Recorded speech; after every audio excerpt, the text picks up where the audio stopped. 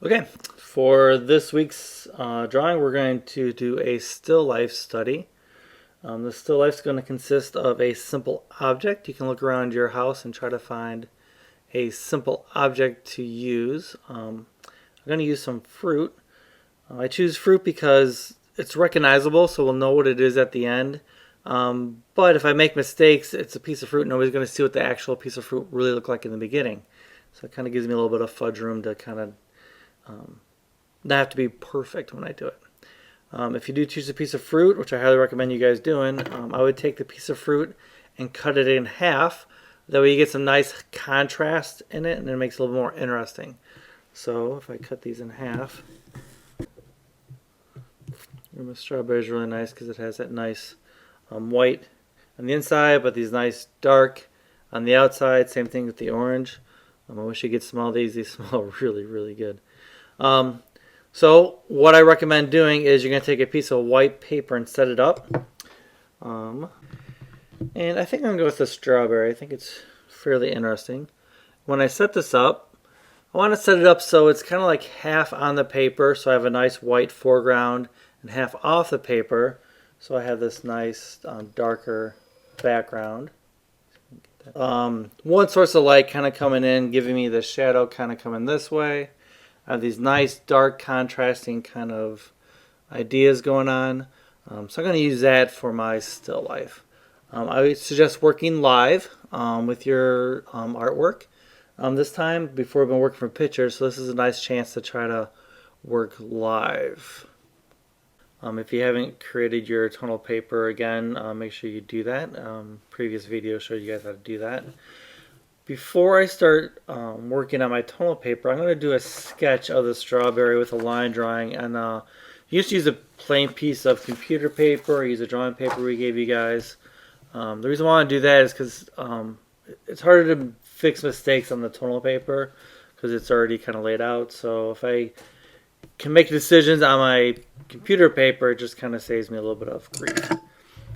So again, I want to kind of decide where I want my horizon line to go. So that's going to split my kind of white paper from my darker background, my strawberry. And again, the nice thing is nobody's going to, after I finish this drawing, I'm eating that strawberry. So nobody's going to know what that strawberry actually looks like.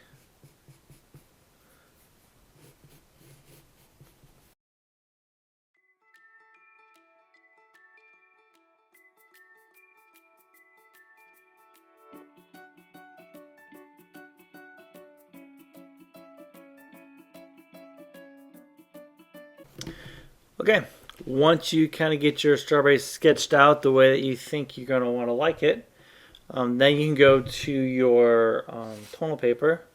You're going to kind of recreate that on your tonal paper. I kind of like to have them close proximity to each other so I can look at the sketch, I can look at the strawberry, and kind of make all those decisions. I kind of like the way that it's laid out. I like where it's centered. I tend not to put things directly in the middle of my paper. This is offset to the left a little bit. Gives it somewhat of a little bit of imbalance and a little bit of interest, in my opinion.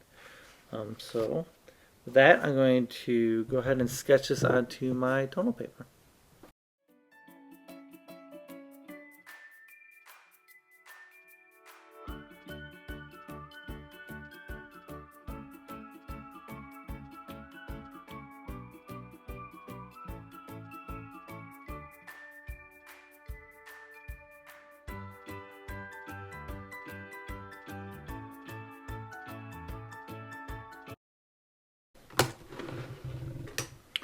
Okay, there's a sketch of my strawberry, a line drawing. I have the shadow in here. There's something about having that line fairly straight that makes it, I don't know, it gives it something that to contrast the organicness of the strawberry shape or the fruit shape. So I like to use my ruler when I do that line.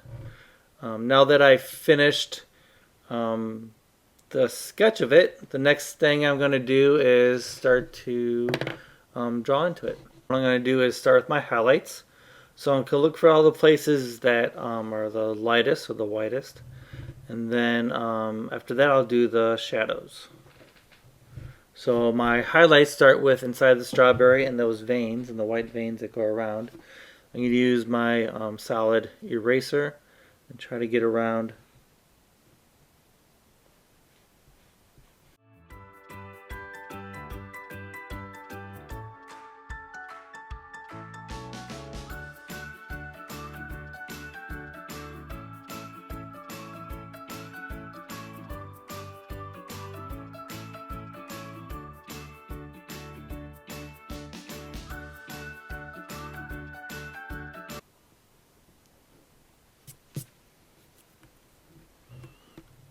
Okay, so once I do all the highlights, and then we go to the shadows. I'm going to use my 6B to do the shadows to start with.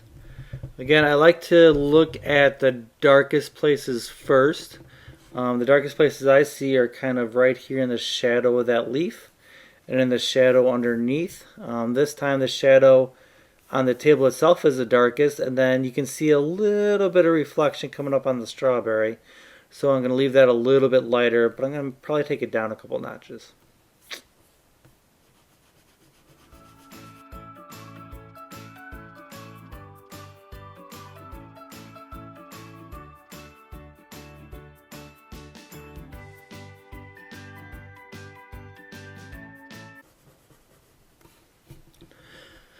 The one thing I want you guys to keep in mind is that, remember when we did those spheres and the cones?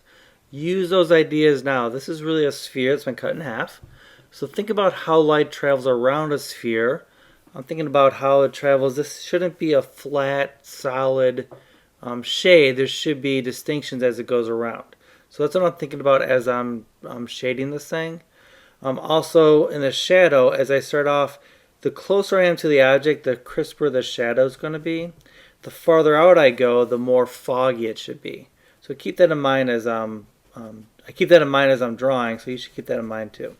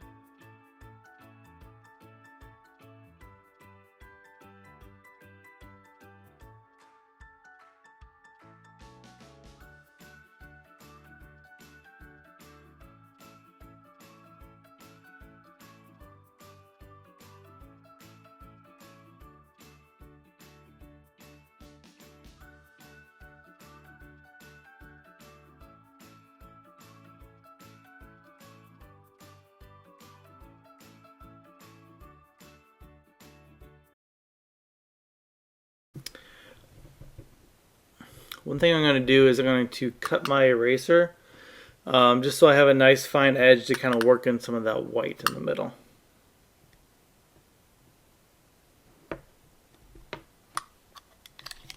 So you can see I cut my eraser and I have a nice sharp edge now.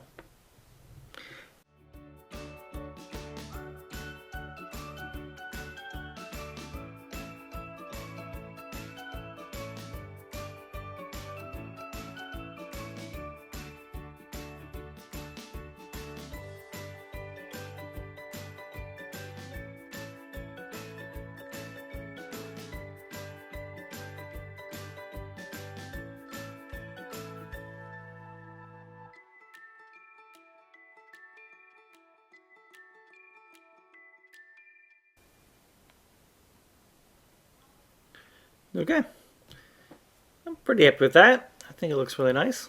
Again, do your best. Take your time. Have fun with it. Just some tips. Start with the highlights. Go to the shadows. Think about how that light wraps around the object. Crisper near the object and the shadow. More foggy as you go away from it. Constantly be thinking about the highlights and the darks. You notice when I was doing mine, how many times did I go in, change things. It's never a perfect thing when I start. I work until I'm pretty happy with it. So enjoy.